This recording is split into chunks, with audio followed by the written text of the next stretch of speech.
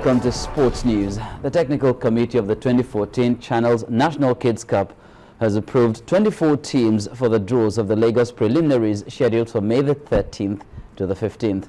With the approval, the selected schools are invited for the ceremony that will take place at Channels TV corporate headquarters on Wednesday. Sports correspondent Austin Okonakpan was at the screening and now reports. The first exercise was to sort the entries that are eligible for screening. Then the committee thoroughly examined each form to ensure that schools didn't flout the competition's rules and regulations.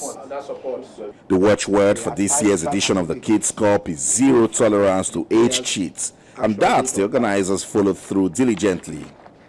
This one and this one are out because this is 28 match. Yeah. So let's look at the camera. The Channels National Kids Cup is for primary school pupils under the age of 13.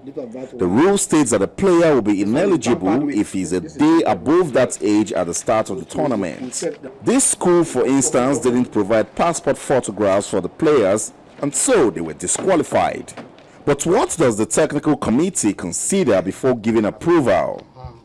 What are the technicalities? You must have your passport filled. The ages, we are particular about the ages because we said under 13.